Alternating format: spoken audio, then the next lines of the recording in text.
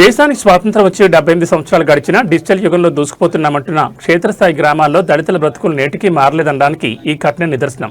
యాదాద్రి భువనగిరి జిల్లా బీబీనగర్ మండల పరిధిలోని మగ్దుంపల్లి గ్రామంలో ఇప్పటికీ అంటరానితనం, కుల వివక్ష కోరలు చాచి ఉందంటూ తెలంగాణ వ్యవసాయ కార్మిక సంఘం తీవ్ర ఆవేదన వ్యక్తం చేసింది. గ్రామంలోని దళితవాడలో ప్రతి ఇంటిని సర్వే చేసిన అనంతరం అక్కడ దళితులు ఎదుర్కొంటున్న ఘోరమైన వివక్ష రూపాలను, మౌలిక వస్తువులు లేమిని సంఘం జిల్లా ప్రధాన కార్యదర్శి కొండమడుగు నరసింహ తీవ్రస్థాయిలో ఎండగట్టారు. చట్టాలున్న క్షేత్రస్థాయిలో యంత్రాంగం ఏం చేస్తోందంటే అని ప్రశ్నించారు.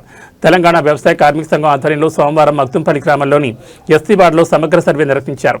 ఈ సందర్భంగా కొండమడుగు నరసింహ మాట్లాడుతూ గ్రామంలోని పోస్టాఫీస్ దగ్గర డబ్బులు తీసుకోవాలన్నా, ఉపాధి హామీ పనుల దగ్గర మంచినీళ్లు తాగాలన్నా, చివరికి పాఠశాలలో మధ్యాహ్న భోజనం వండాలన్నా దళితులపై తీవ్ర వివక్ష చూపిస్తున్నారని మండిపడ్డారు.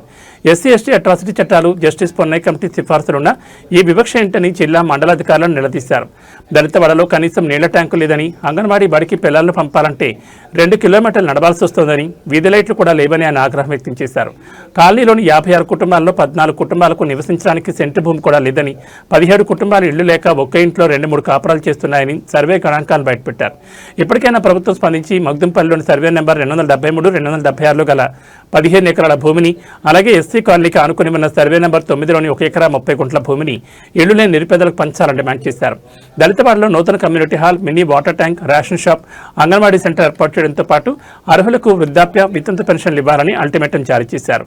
లేని పక్షంలో జిల్లా వ్యాప్తంగా దళితవాడలను సర్వే చేసి ఉధృత పోరాటాలు చేస్తామని హెచ్చరించారు.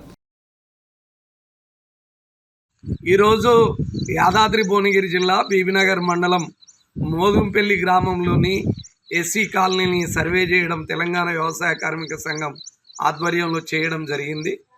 దేశానికి స్వాతంత్రం వచ్చి 80 సంవత్సరాలు కావస్తున్నా ఇంకా గ్రామాల్లో వివక్షత అనేది కొనసాగుతున్న పరిస్థితి ఉంది. ఈ గ్రామంలో స్కూల్లో పిల్లలకు భోజనం వండి పెట్టడానికి మీరు ఎస్సీ మాదిగా మాల అనే పేరుతోటి భోజనం వండిచ్చే పరిస్థితి లేదు. అదేవిధంగా జాతీయ గ్రామీణ ఉపాధి హామీలో కూడా కొంతమంది ఇంకా అవగాహన లేక క్యాన్లల్లో నీళ్లు ఎస్సీలు ముట్టుకుంటే మేము తాగమనే పరిస్థితి కూడా కొనసాగుతున్న పరిస్థితి ఉంది.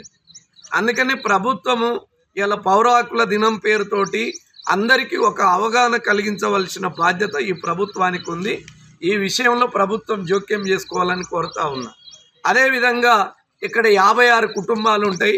ఈ 56 కుటుంబాలలో 25 కుటుంబాలకు సెంటు భూమి లేని పరిస్థితి ఉంది. ఇక్కడ ప్రభుత్వ భూమి ఉంది. ఇప్పటికైనా ప్రభుత్వం బాధ్యత తీసుకొని భూమి లేని పేదలందరికీ 2-3 ఎకరాల భూమి ఇవ్వాలని మేము డిమాండ్ చేస్తూ ఉన్నాం. అదేవిధంగా ఒక్కొక్క ఇంట్లో 2 కుటుంబాలు 3 కుటుంబాలు కాపురాలు చేస్తూ ఉన్నారు. ఇంకా 18 మందికి ఇండ్లు లేవు, ఇళ్ళ స్థలాలు లేవు. ప్రభుత్వం బాధ్యత తీసుకొని వీళ్ళందరికీ కూడా ఇండ్ల స్థలం ఇచ్చి ఇందిరమ్మ ఇండ్ల నిర్మాణం చేసి ఇవ్వాలని మేము ప్రభుత్వాన్ని కోరుతా ఉన్నాం. ఇంకా పెన్షన్ సమస్య ఉన్నది, ఉపాధి సమస్య ఉన్నది.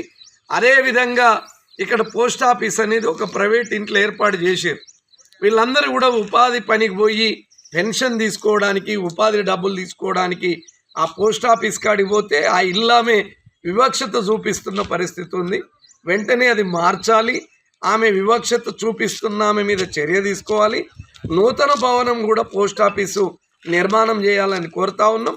ఈ దళితవాడలో ఇంకా ఏదైతే కమ్యూనిటీ హాల్ ఉన్నది, సీసీ రోడ్డు పైకి అయింది, కమ్యూనిటీ హాల్ కిందికి అయింది, అందులోకి పోయే పరిస్థితి లేదు.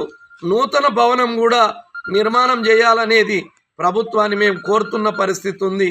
ఇలాంటి సమస్యలను ప్రభుత్వము వెంటనే దళితులకు సంబంధించిన ఈ ఆర్థిక పరమైన, సామాజిక పరమైన సమస్యలు పరిష్కారం చేయాలని తెలంగాణ వ్యవసాయ కార్మిక సంఘం బీబీనగర్ మండల కమిటీ ఆధ్వర్యంలో సర్వే నిర్వహించిన దాంట్లో ఈ ప్రభుత్వాన్ని మేము డిమాండ్ చేయడం జరుగుతూ ఉంది.